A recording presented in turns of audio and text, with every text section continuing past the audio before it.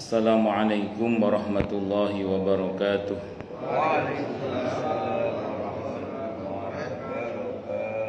Bismillahirrahmanirrahim.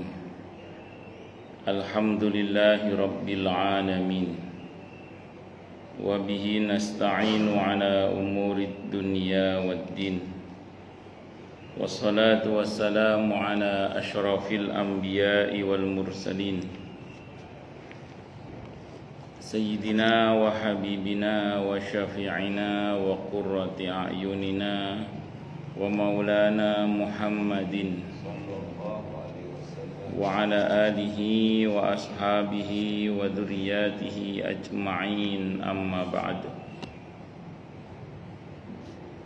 Ashhadu an la ilaha illallah wa ashhadu anna Muhammadar Rasulullah. Wa ufawwidu amri ilallah. Innallaha basirum bil ibad. Hasbiyallahu la ilaha illa huwa alaihi tawakkaltu wa huwa rabbul arsyil azim. Qala Allah ta'ala fi kitabihil karim hikayatan an nabiyillahi Musa alaihi salam. Rabbi syrah li sadri wa yassir li amri wahlul 'uqdatam min lisani yafqahu qawli. Para alim, para asatidah, para bapak dan ibu sekalian, hafizani wa hafizakumullah. Wabil khusus segenap pengurus Masjid Baitur Rahim Villa Taman Kartini, yang semoga pengurusnya dan jamaahnya semoga selalu dalam naungan rahmat, barokah, perlindungan serta bimbingan Allah Subhanahu wa taala. Amin Allahumma amin insyaallah. Allahumma inna nas'aluka ilman nafi'ah wa rizqan thayyiba wa amalan mutaqabbala wa fatahallahu lana futuhal arifin. Allahumma inna na'udzubika min ilmin la yanfa' wa amalin la yurfa' wa qalbin la yakhsha' wa du'a la yusma'. Allahumma ati anfusana taqwaha wa zakkiha anta khairu man zakkaha anta waliyuha wa maulaha. Amin Allahumma amin insyaallah. Masih melanjutkan kajian kita insyaallah sababun nuzul surah Al-Mudaththir.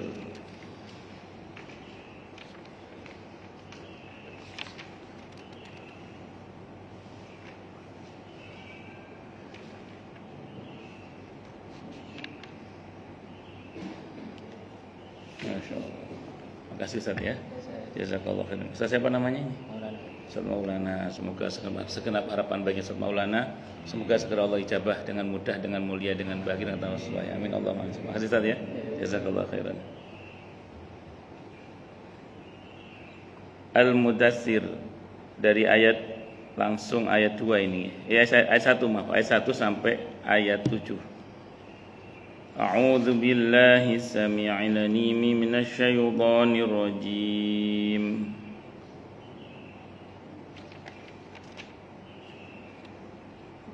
Bismillahirrahmanirrahim. Al-Mudaththir artinya orang yang bergembul. Ya ayyuhal muddaththir, hei orang-orang yang berselimut. Qum fa'andir, bangunlah lalu beri peringatan. Wa rabbaka fakabbir, dan Rabbmu agungkanlah. Wa thiyabaka fatahhir, dan pakaianmu sucikanlah atau bersihkanlah. Wa rujza fahjur, dan perbuatan dosa penyembah berhala tinggalkanlah. Maksudnya menyembah berhala, perbuatan dosa maksudnya menyembah berhala, itu tinggalkanlah. Wala tamnun tastakthir, dan janganlah kamu memberi dengan maksud memperoleh balasan yang lebih banyak.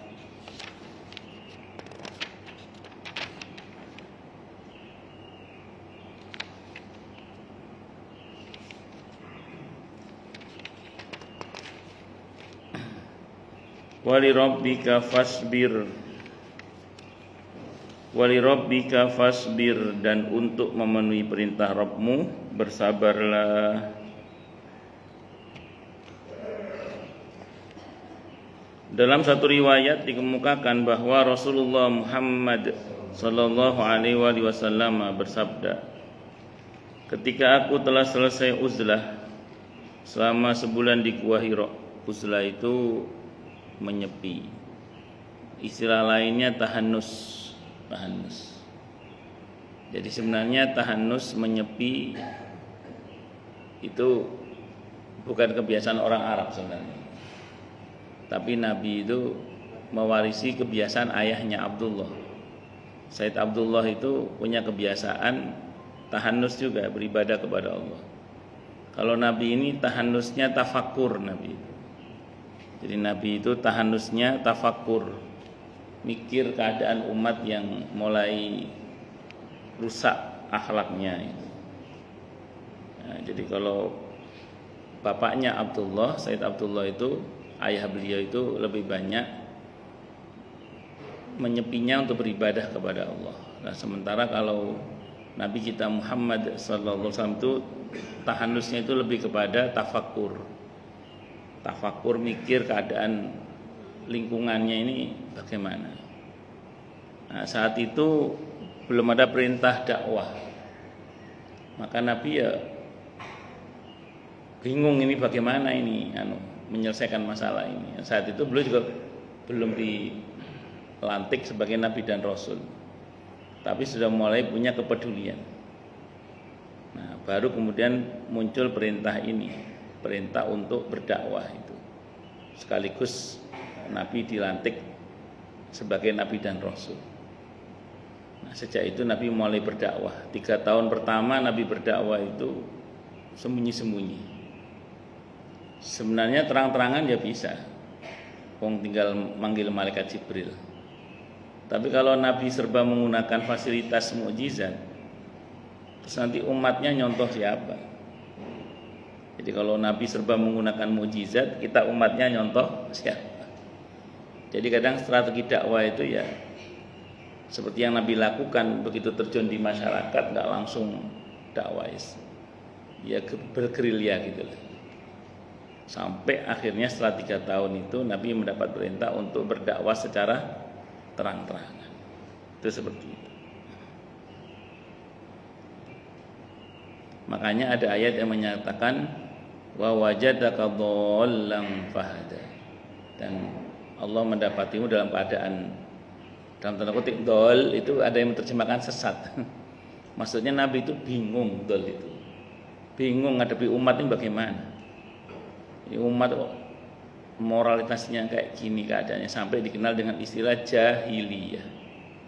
Itu Nabi itu bingung. Nabi itu dhol itu bukan berarti Nabi sesat dalam arti sesat, bukan, tapi dalam pengertian Nabi itu bingung gitu. Sampai akhirnya Allah beri petunjuk bagaimana caranya. Dan itulah dakwah yang dilakukan oleh Rasulullah Muhammad sallallahu alaihi wasallam. Nabi dakwah itu karena perintah Allah. Nabi dakwah itu karena perintah Allah. Maka kalau hari ini kita berdakwah itu juga karena perintah Allah. Kalau Allah tidak perintahkan, kita juga nggak akan berdakwah. Allah nggak perintahkan. Tapi Allah memerintahkan kita untuk berdakwah. Jadi dakwah ini tidak hanya tugas para nabi dan rasul, tapi ini dilanjutkan oleh para sahabat, para tabi'in dan tabi'ut tabi'in sampai kita sekarang ini. Maka kita tidak boleh tidak berdakwah, karena umat ini umat dakwah. Umat ini, kita ini umat dakwah. Karena kalau kita tidak berdakwah, setan itu soal juga berdakwah, setan itu. Maka kita juga harus berdakwah.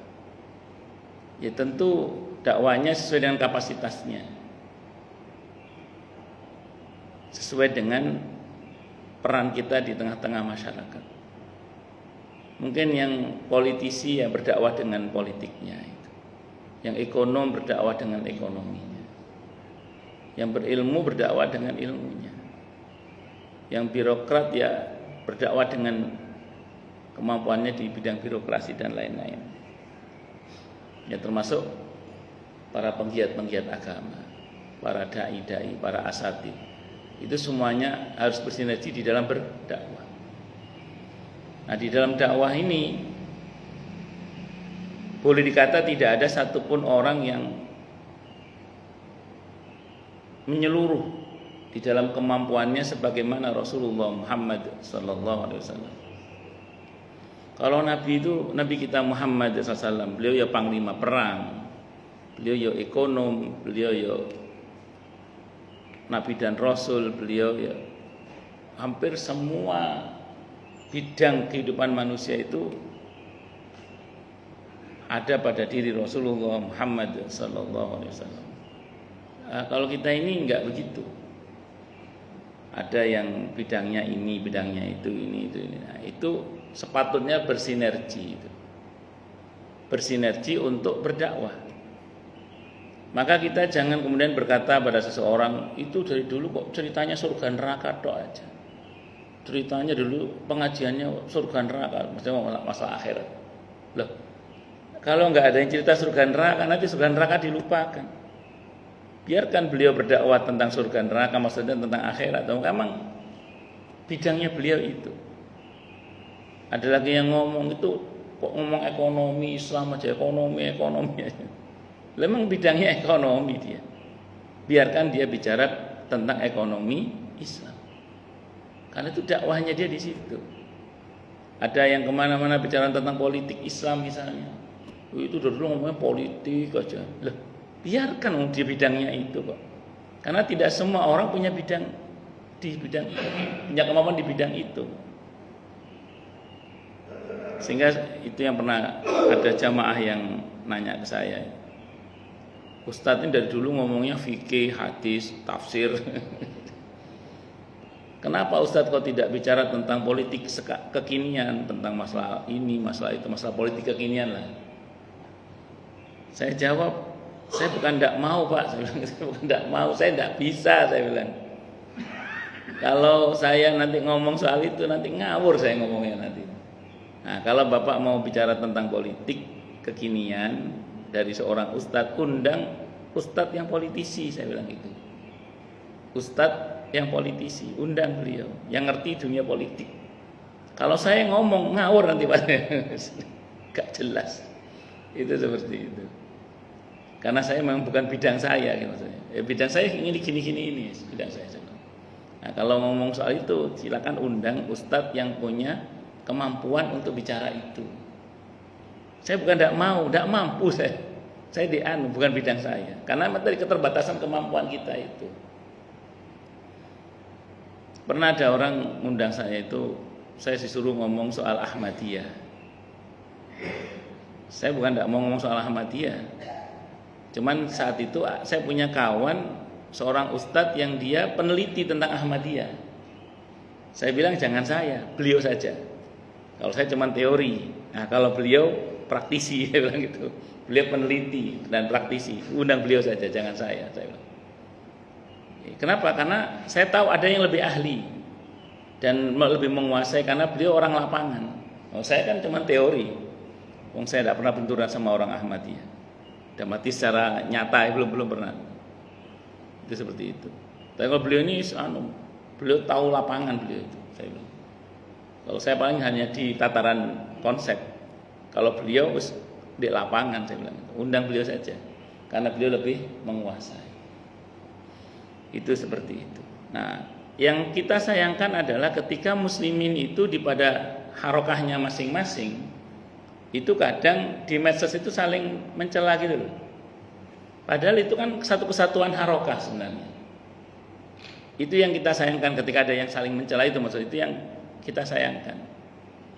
Contohlah misalnya, ketika rame-ramenya orang turun jalan itu misalnya itu kan yang satu mengatakan Rasulullah itu tidak hanya ngaji, ngomong yang di masjid itu. Jadi mencela yang di masjid dengan mengatakan Rasulullah itu nggak cuma ngaji, Rasulullah juga berjihad, berjuang apa macam-macam. Yang di masjid balik mencela juga. Berjuang itu, jihad itu di jalan Allah, bukan di jalan Tamrin. Oh semua boleh.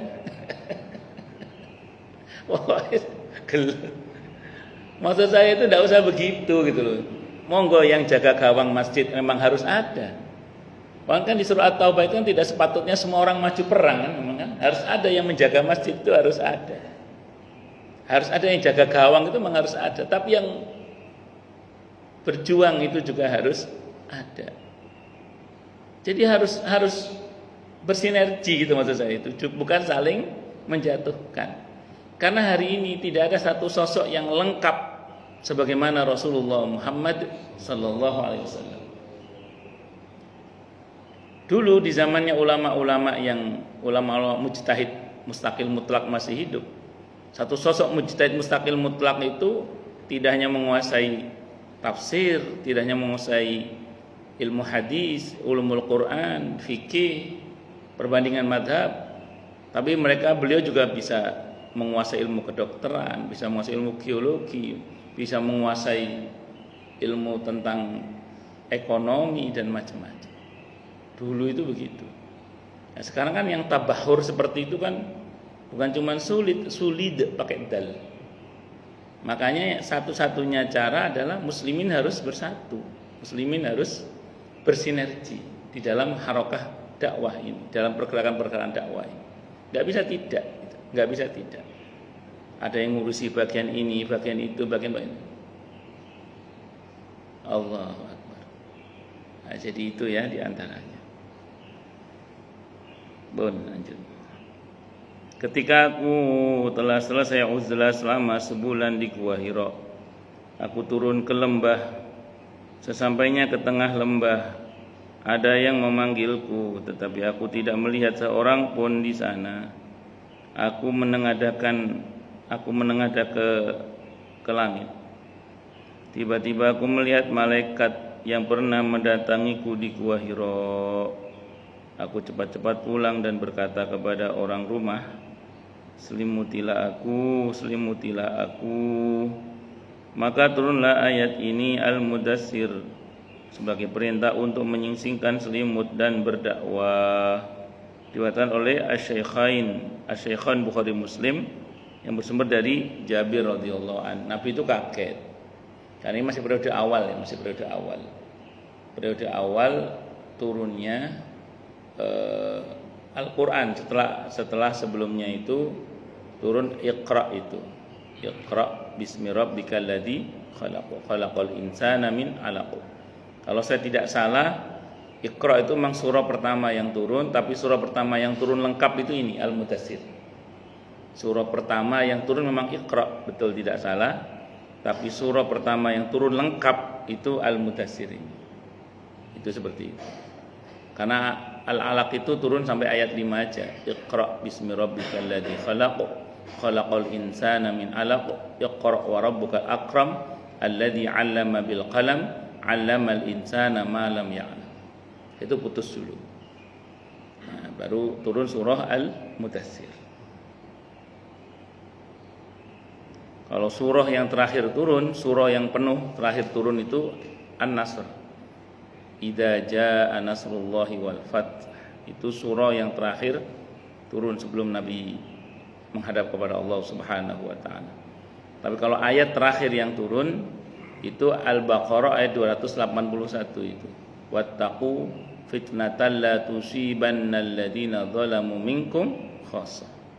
Takutlah kalian pada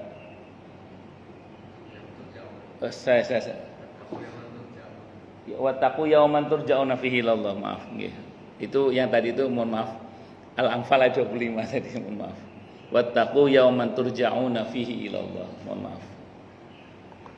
Nah, itu Al-Baqarah ayat 281. Sebelum ayat terpanjang 282. Dan ayat-ayat terakhir yang turun itu berkenaan dengan riba. Maka kata Sayyidina Umar radhiyallahu an, ayat tentang riba ini turun belakangan, sehingga tidak banyak yang kita dapat informasi dari Nabi berkaitan dengan riba. Maka kata beliau, fatrukur riba war riba, kata Sayyidina Umar. Maka tinggalkanlah riba dan hal-hal yang berbau riba. Pun lanjut. Nabi itu kaget pulang minta diselimuti tadi itu, karena gemigil, kalau orang Jawa bilang gemigil itu. Dalam riwayat lain dikemukakan bahwa Walid bin Mughirah, bapaknya Khalid bin Walid radhiyallahu anhu. Khalid bin Walid radhiyallahu anhu, kalau Walid bin Mughirah bapaknya, membuat makanan untuk kaum Quraisy. Ketika mereka makan, Al-Walid berkata kepada teman-temannya, "Nama apa yang pantas kalian berikan kepada orang seperti ini?" Muhammad, maksudnya Nabi Muhammad SAW. Sebagian mereka berkata, "Sahir, tukang sihir." Yang lainnya berkata, "Dia bukan tukang sihir." Sebagian mereka berkata, "Kahin, tukang tenung." Yang lainnya berkata, "Dia bukan tukang tenung." Sebagian mereka berkata, "Syair, tukang syair." Yang lainnya berkata, "Dia bukan tukang syair." Yang lainnya lagi berkata, "Dia mempunyai sihir yang membekas kepada orang lain." Semua pembicaraan ini sampai kepada Nabi kita Muhammad sallallahu alaihi wasallam, sehingga beliau pun merasa sedih. Beliau mengikat kepalanya serta berselimut. Maka Allah menurunkan ayat ini, Al-Mudaththir ayat 1-7, sebagai perintah untuk menyingsingkan baju dan berdakwah. Diriwayatkan oleh At-Tabarani dengan sanad yang dhaif yang bersumber dari Ibnu Abbas radhiyallahu anhu. Jadi sudah saatnya bangkit untuk berdakwah, maka Nabi pun mulai berdakwah. Nah, disitulah Nabi mendapatkan tantangannya, termasuk oleh pamannya sendiri namanya Abu Lahab itu. Dan dakwah ini memang bukan tanpa risiko, makanya tadi dikatakan dalam beberapa ayat berkaitan dengan dakwah ini,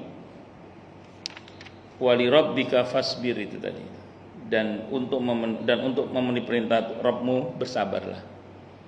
Sebagaimana Luqman ketika menasihati putranya untuk berdakwah, beliau mengatakan, wasbir ala ma asabak. Bersabarlah kamu dengan risiko yang akan kamu terima dari dakwah ini. Di dakwah itu bukan tanpa risiko. Kalau kata Imam Ghazali rahimahullah, beliau mengatakan orang beribadah kepada Allah itu durhaka kepada setan. Tapi kalau dia berdakwah, dia ngajak perang setan. Nah itu. Sehingga setan akan mengerahkan pasukannya dari bangsa jin maupun dari bangsa manusia untuk menfitnah orang itu. Panjenengan, saya, kita semua, kalau cuman menjadi jamaah aktif di masjid, beribadah di masjid, itu namanya durhaka kepada setan. Tapi begitu jadi pengurus masjid, itu ngajak perang setan. Bisa dipahami ya? Panjenengan, saya, kita, kalau cuman jadi jamaah aktif di masjid, itu durhaka kepada setan. Begitu jadi pengurus masjid, langsung ngajak perang setan. Maka setan akan mengerahkan pasukannya dari bangsa jin maupun dari bangsa manusia, mbuh ya apa carane ono ae wae, yang akan menfitnah orang itu. Ada ulama yang mengatakan fitnahnya setan kalau dari bangsa jin itu sihir. Ya kalau fitnahnya manusia, kalau orang Jawa Timur nyebutnya cangkem elek itu. Cangkem elek itu omongan-omongan, ada aja punya omongan tuh, ada aja omongan. Nah, orang terjun dalam dunia dakwah itu harus lapang dadanya, harus lapang dan selapangan dadanya. Karena kalau tidak bisa TBC, ngadepi orang yang macam-macam. Gak usah jauh-jauh pengurus masjid mau ngoten nggih Pak Haji. Oh, mboten alhamdulillah. Berarti di sini enggak pakai cerewet jamaah. Ada pengurus masjid itu sering mengeluh karena jamaahnya itu interupsi terus. Ya di sini alhamdulillah berarti enggak pakai cerewet jamaah, alhamdulillah. Di tempat lain berarti itu berarti. Tempat lain alhamdulillah. Itu seperti itu. Ya pokoknya gitu. Jadi terjun ke dunia dakwah itu harus sabar, bahkan harus sawabawar. Karena begitu kita memilih jalan dakwah, maka saat itu kita ngajak perang setan. Tapi tidak usah khawatir, Allah janji asal kita ikhlas dalam berdakwah ini karena Allah, Allah janjikan kemenangan. Allah janjikan apa? Kemenangan. Intan surullaha yansurkum. Kalau kalian menolong agama Allah, maka pasti Allah akan tolong kalian. Dan aneka pertolongan-pertolongan Allah itu turun bersamaan dengan dakwah yang ada. Bani Israel itu ditolong oleh Allah setelah adanya dakwanya Nabi Musa alaihissalam. Termasuk kejahiliaan di Jazirah Arab saat itu, bahkan di seantero jagat itu ditolong oleh Allah setelah adanya dakwah Rasulullah Muhammad sallallahu alaihi wasallam. Dan kalau kita terjun di dunia dakwah dengan ikhlas karena Allah sambil ditolong oleh Allah, itu juga menjadi sebab mustajabahnya doa insyaallah.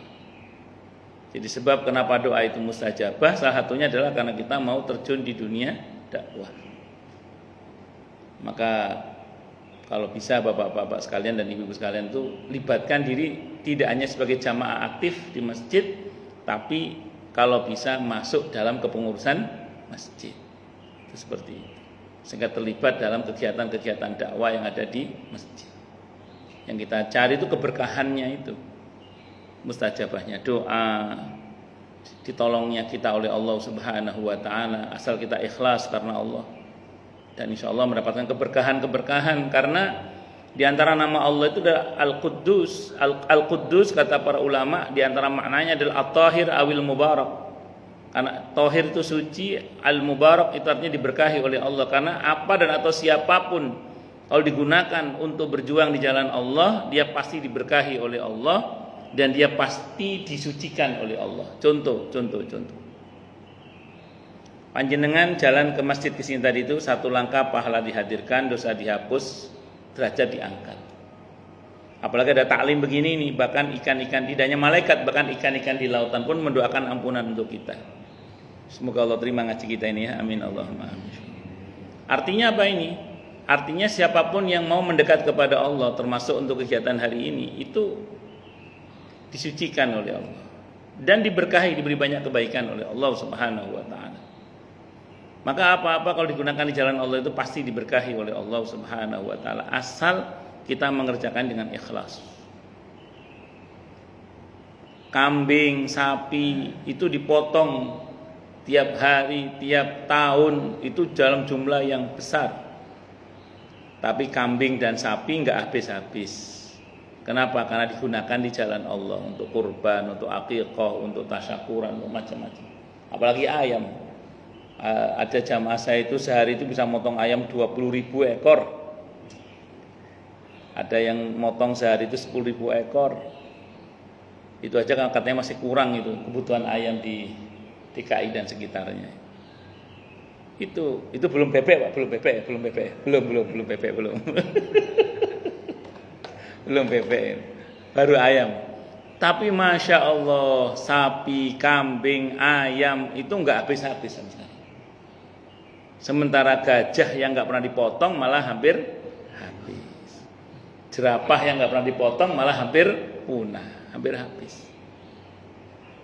Kenapa mereka nggak habis? Digunakan di jalan Allah. Gajah, jerapah kan memang pernah ada pengumuman sini. Pak Haji Maman mau tasyakuran motong gajah. Gak pernah gitu. Tapi malah mau habis. Tapi saya pas ngomong gini ada yang nyeletuk ke saya. Itu tikus gak pernah dipotong juga banyak Ustaz katanya.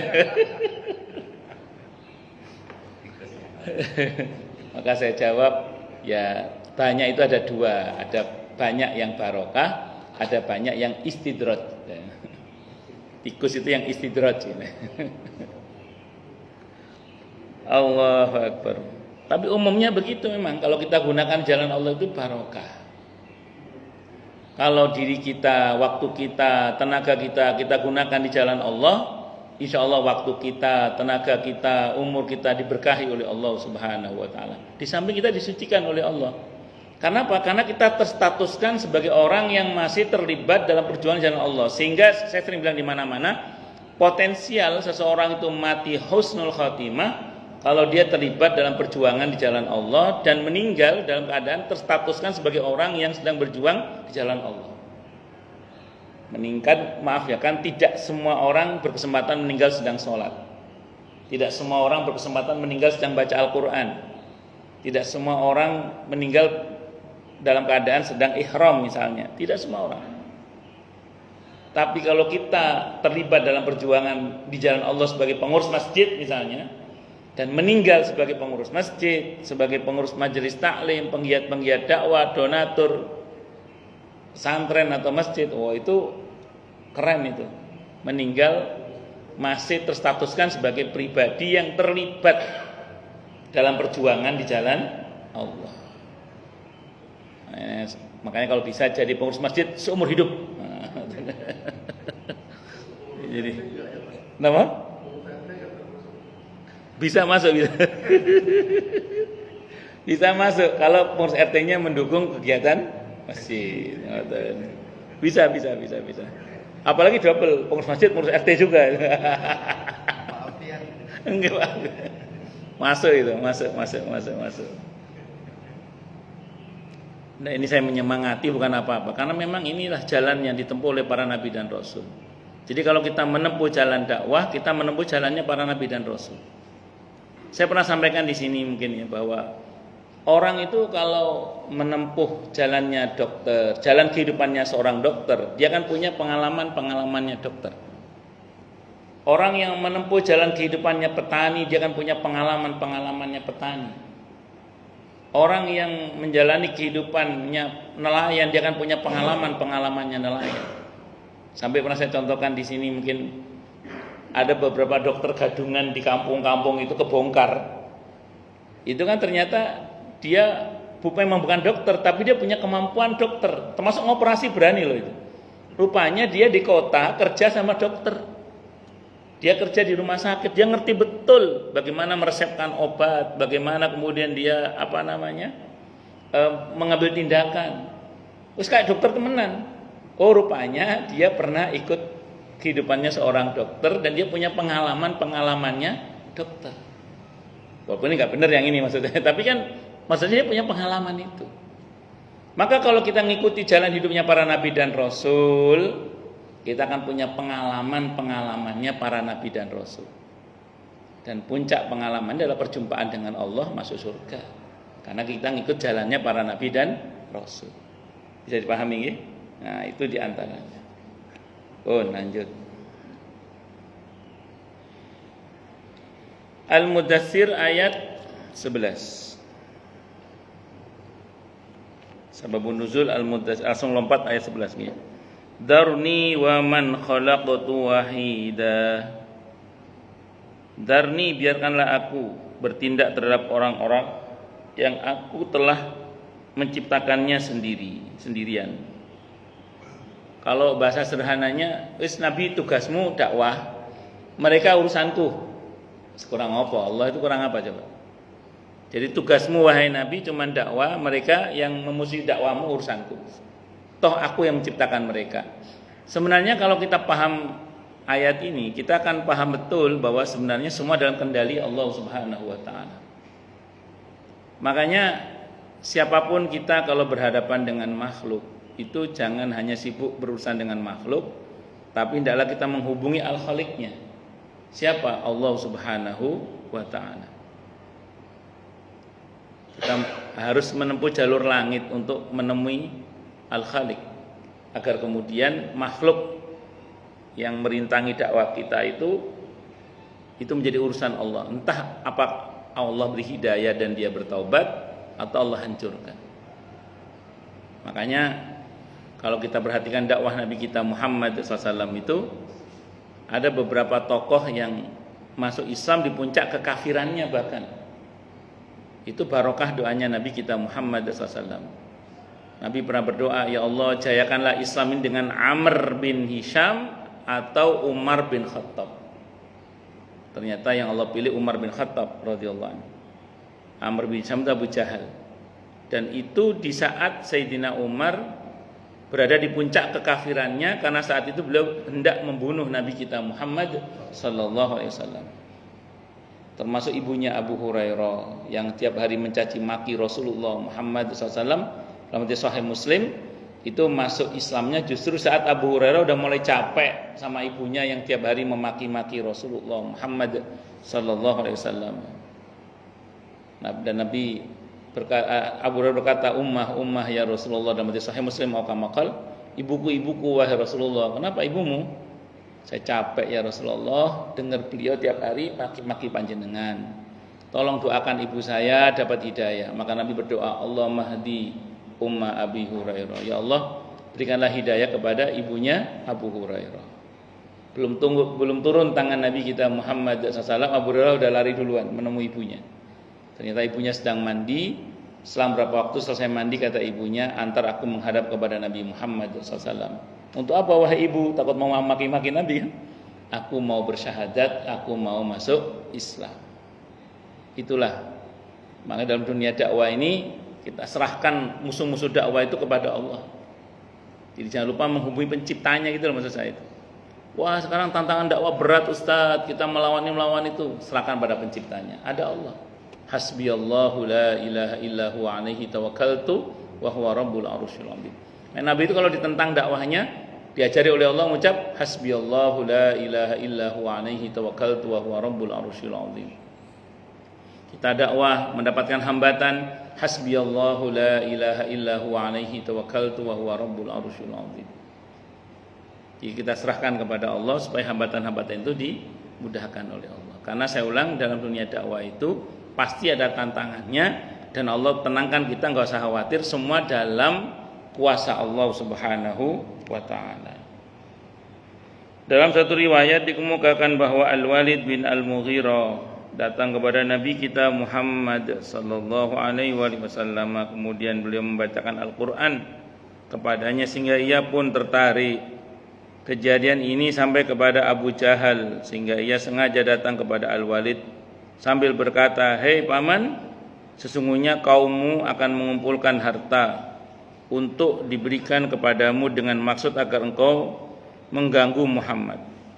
Al-Walid berkata, "Bukankah kaum Quraisy telah mengetahui bahwa aku yang paling kaya di antara mereka?" Selanjutnya Abu Jahal berkata, "Kalau demikian, ucapkanlah suatu perkataan yang menunjukkan bahwa engkau ingkar dan benci kepada Muhammad." Al-Walid berkata, "Apa yang harus aku katakan? Demi Allah, tidak ada seorang pun di antara kalian yang lebih tinggi syairnya, sajaknya ataupun kasidahnya daripada gubahanku. Bahkan syair-syair bangsa jin pun tidak ada yang mengungguli aku. Demi Allah, sepanjang yang aku ketahui, tidak ada yang menyerupai ucapan Muhammad sedikit pun. Demi Allah, ucapannya manis, bagus, indah, gemilang, cemerlang."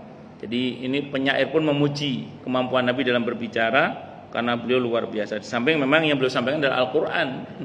Jadi Al-Qur'an itu memang indah syairnya. Ucapannya tinggi, tak ada yang lebih tinggi daripadanya. Ini pengakuan Al-Walid.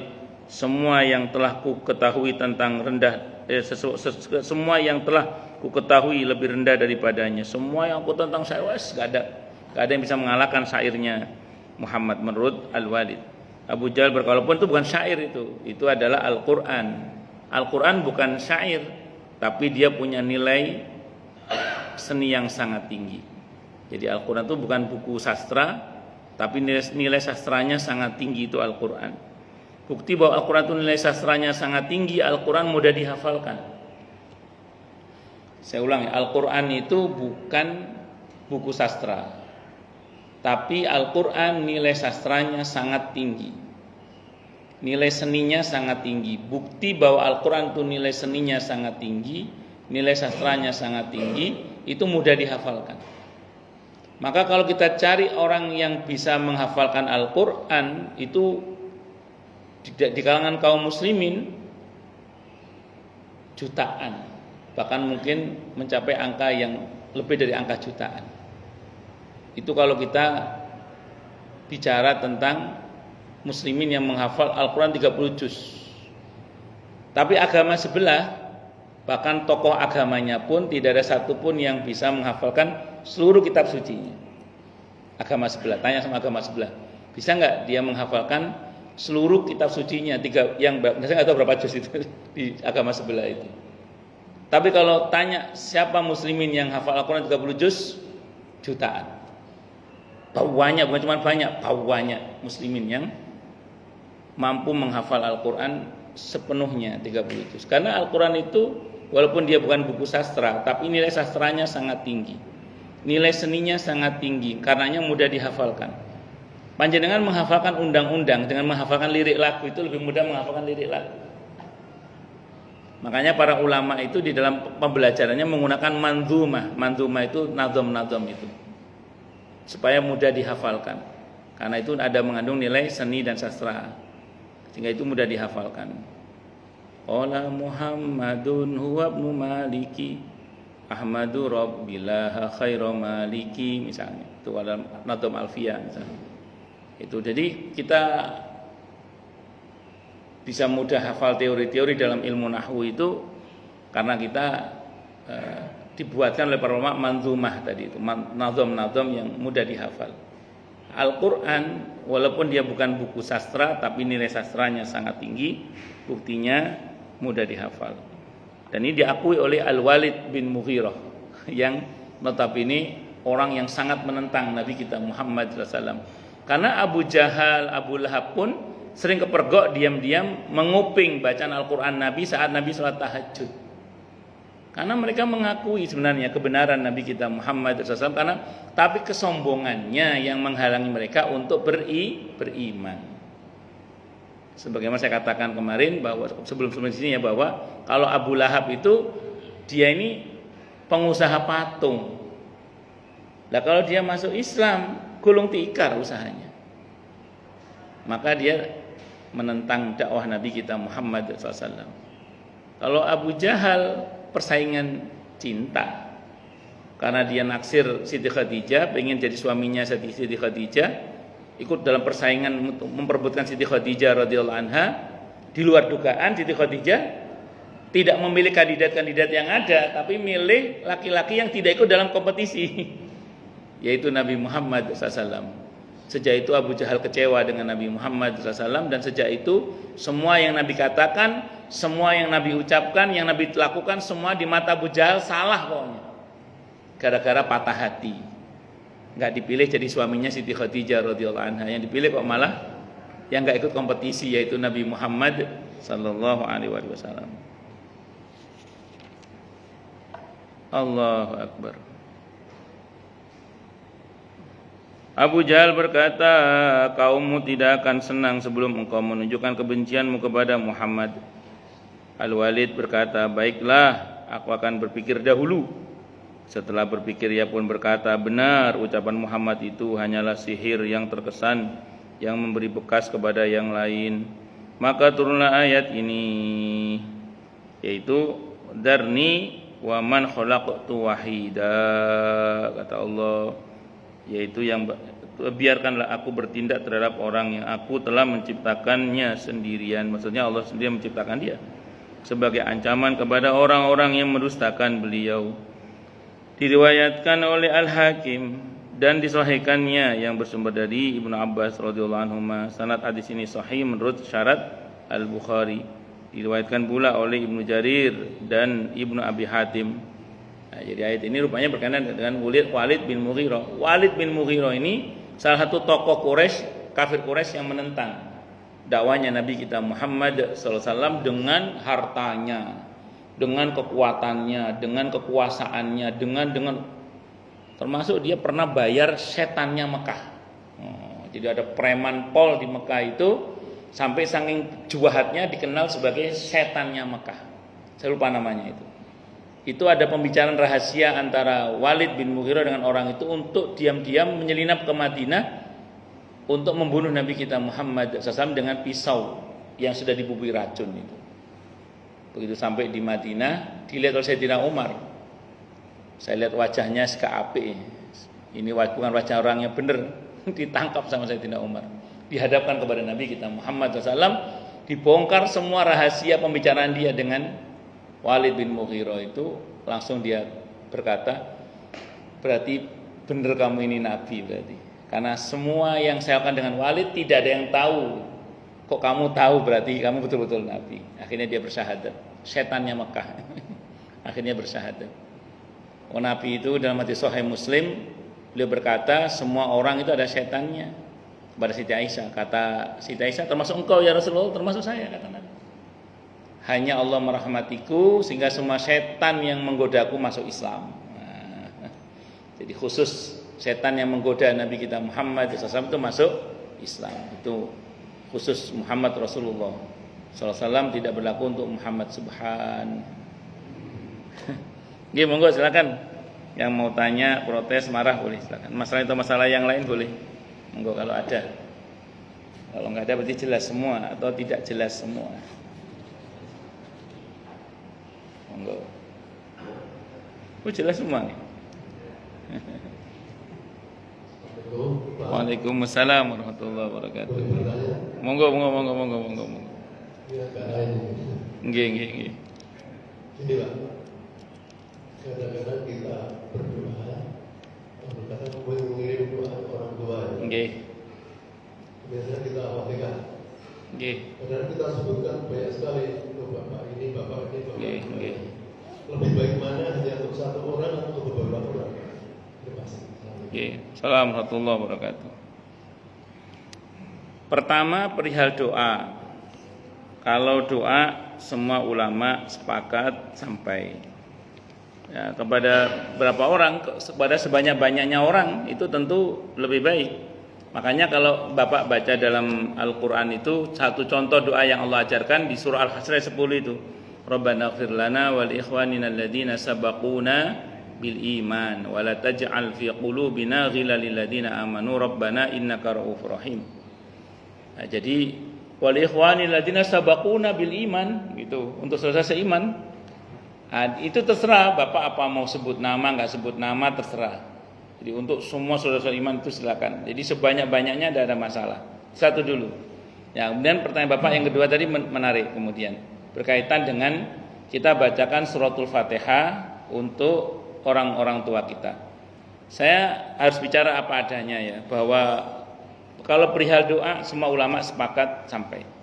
Tapi kalau mengenai bacaan Al-Quran ulama beda pendapat. Saya sampaikan apa adanya dulu ya. Jadi ulama beda pendapat tentang sampai atau tidaknya. Sependek yang saya pelajari 4 madhab sampai mengatakan, kecuali dalam madhab Syafi'i ada pembahasan. Kata Al-Imam An-Nawawi rahimahullah mengatakan yang sahih dalam madhab Ahmad bin Hanbal, Imam Hambali, sahih itu sampai. Jadi bacaan Al-Quran kepada si mayit itu bermanfaat. Tapi kalau yang masyhur dalam madhab Syafi'i tidak bermanfaat, kata Imam Nawawi. Syekh Utsaimin rahimahullah dalam fatwanya saya membaca, kata beliau ketika ditanya dalam fatwanya itu, Syekh bagaimana perihal membaca Al-Quran untuk mayit?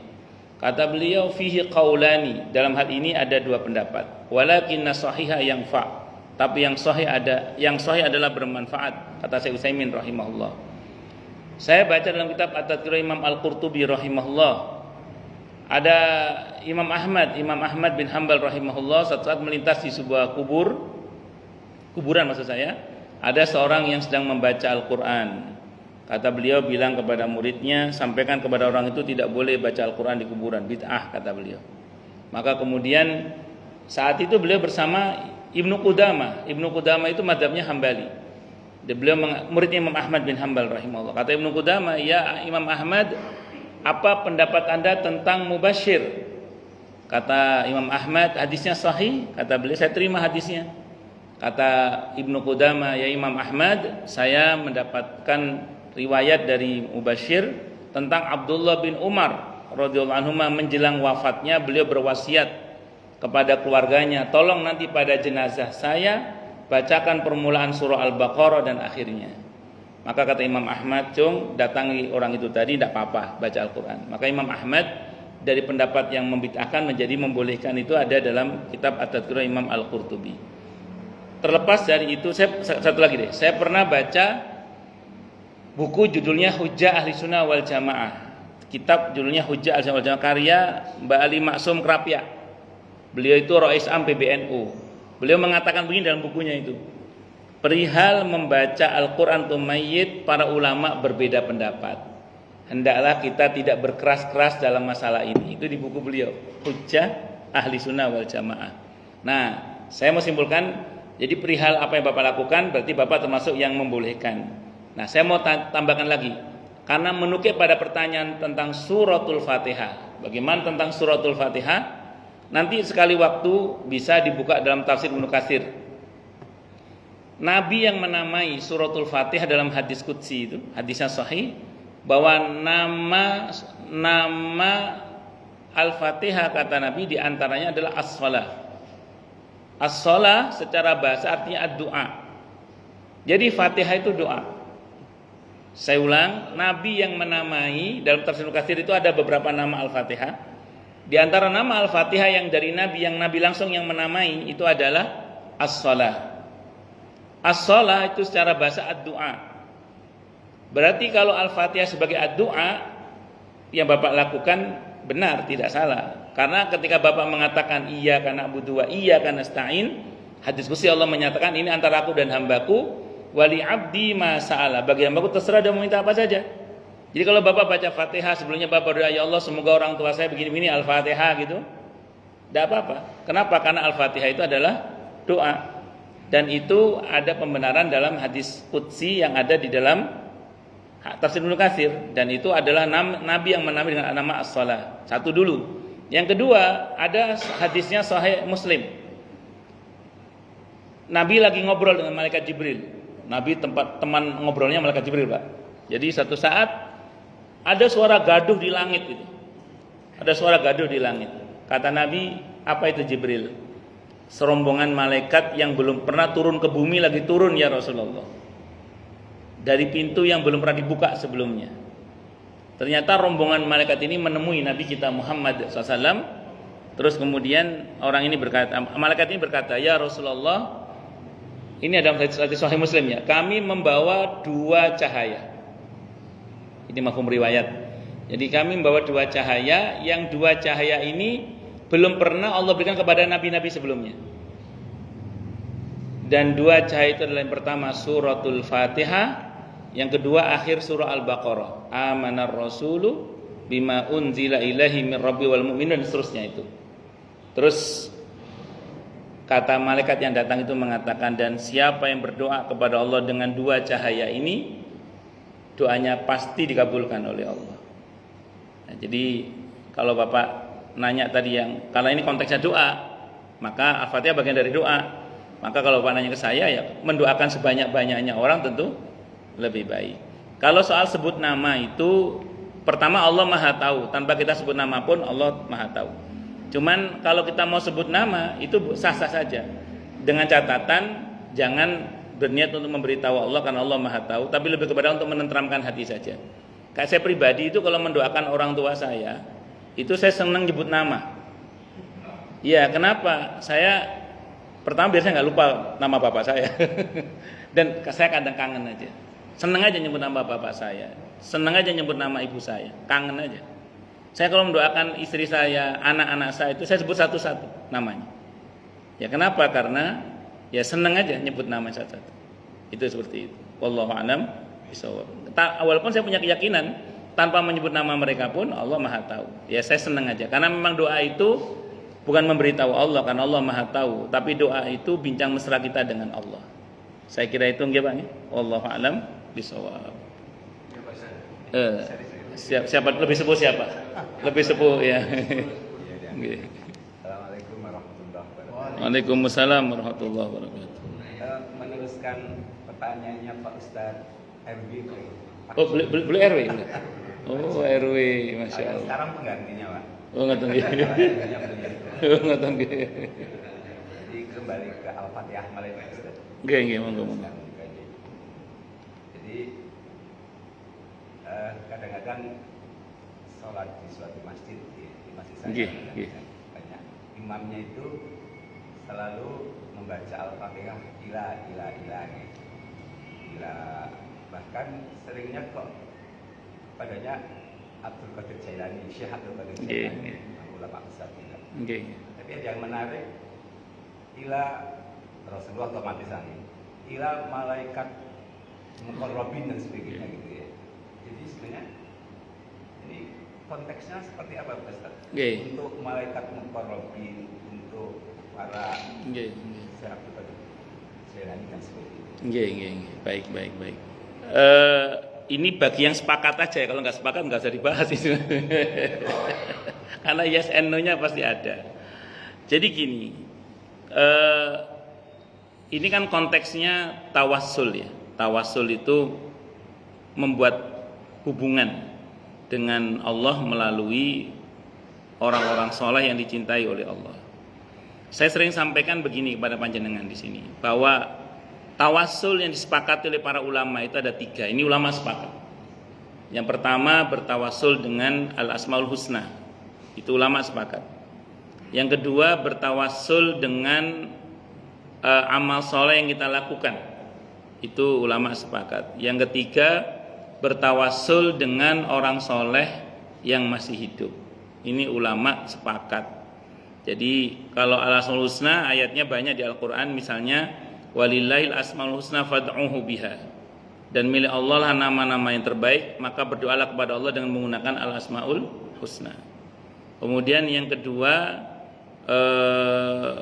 beramal soleh, bertawassul dengan amal soleh, sebagaimana hadis yang sahih tentang 3 orang yang tertawan di gua itu.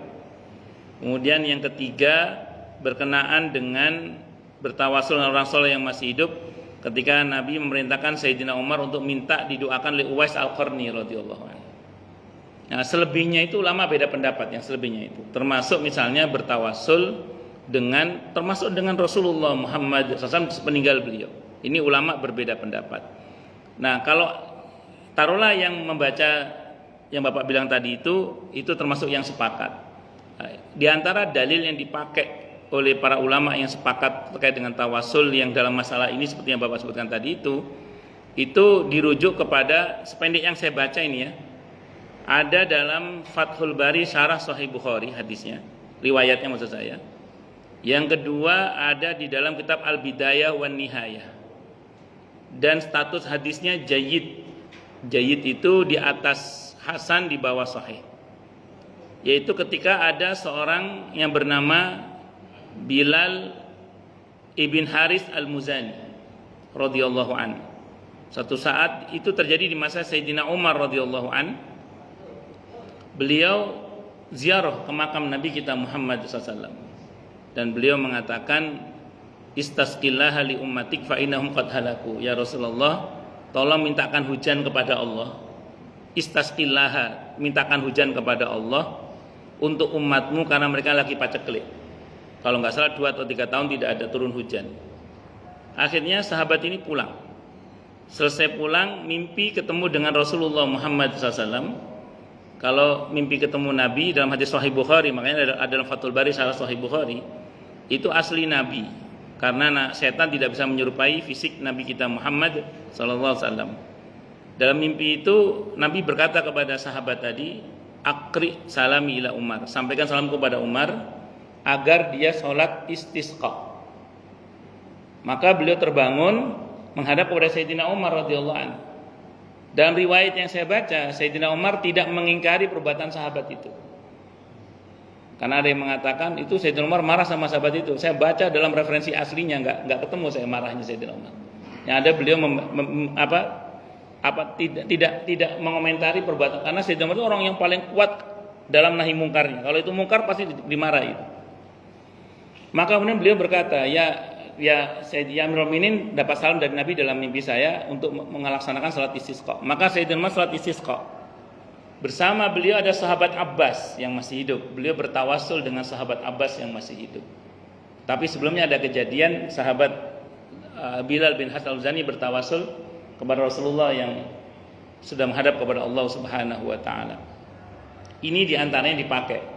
Kalau yang nggak mau, karena tadi Sayyidina Umar nggak pakai Rasulullah, pakai sahabat Abbas, ya sudahlah. Ini kalau mau kita perdebatkan sampai kiamat kurang 2 hari juga nggak akan selesai. Jadi ini semacam membuat hubungan dengan Allah melalui orang-orang soleh yang sebagiannya sudah wafat itu. Kalau dengan malaikat al-muqarrabun itu lebih kepada membuat hubungan kenalan baik dengan malaikat itulah. Karena malaikat pun sunnahnya kita doakan. Jibril alaihissalam, Mikail alaihissalam, tetap kita doakan. Apakah malaikat butuh doa kita? Enggak. Malaikat enggak butuh doa kita. Tapi kalau sering kita doakan, malaikat kan terhubung terus dengan kita. Sehingga kemudian di hari H kematian kita, semoga malaikat itu mengenali kita sebagai orang yang baik. Ya, malaikat maut, mungkar nakir kenal, ini yang sering mendoakan saya alaihissalam. Kira-kira gitulah. Itu yang sependek yang saya pahami. Saya ulang ya, ini bagi yang sepakat ya. Bagi yang tidak sepakat ya diskusinya panjang sampai kiamat kurang 2 hari nggak akan selesai. Ngaten nggih, wallahu alam. bisawab itu. Oke. Kesimpulannya itu bagi yang sepakat silakan, bagi Oke. yang tidak sepakat Oke. nggak usah apa itu namanya. Iya, ya, saya cuma bisa berkata begini, bahwa yang disepakati oleh para ulama terkait dengan tawasul 3 tadi, selebihnya memang ada diskusi, Pak Haji. Itu kita harus berlapang dada melihat perbedaan itu. Dan referensinya nggak main-main. Dalam Fathul Bari Syarah Sahih Bukhari, Al-Bidayah wa Nihaya Ibnu Katsir, dan status hadisnya itu jayyid. Jayyid itu di atas hasan, di bawah sahih hadisnya itu. Cuman seringkali memang riwayat ini dipotong yang cerita yang tadi nggak disebutkan, yang disebutkan yang terakhir itu. Nah, kalau kita baca utuh panjang riwayat, walaupun ini juga masih ada pembahasan, Pak Haji, masih ada pembahasan. Tapi intinya memang ulama tidak sepakat tentang ini. Yang berikutnya itu ulama tidak sepakat. Nggih, monggo. Nah, kalau mau kita perdebatkan itu sampai kiamat kurang 2 hari nggak selesai. Kalau saya sering bilang ke jamaah gini, udah 3 itu maksimalkan udah bagus itu, saya bilang gitu. 3 itu Anda maksudnya udah bagus. Kalau mau melebihkan ya monggo dipelajari dasar hujahnya supaya couplingnya jelas. Jangan sampai kita kepleset pada perbuatan syirik misalnya. Itu aja sih sebenarnya, Pak Haji. Wallahu a'lam bishawab. Ngoten nggih? Wallahu a'lam bishawab. Ada lagi cukup nggih? Cukup nggih.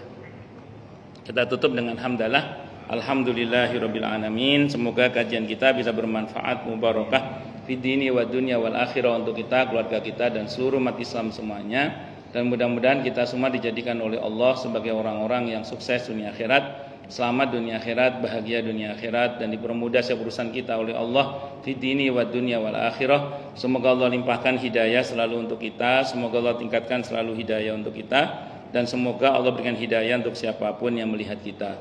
Subhanakallahumma bihamdika asyhadu an la ilaha illa anta astaghfiruka wa atubu ilaik. Sallallahu alaihi Muhammad wa ala alihi wasallam. Saya mohon maaf. Wassalamualaikum warahmatullahi wabarakatuh.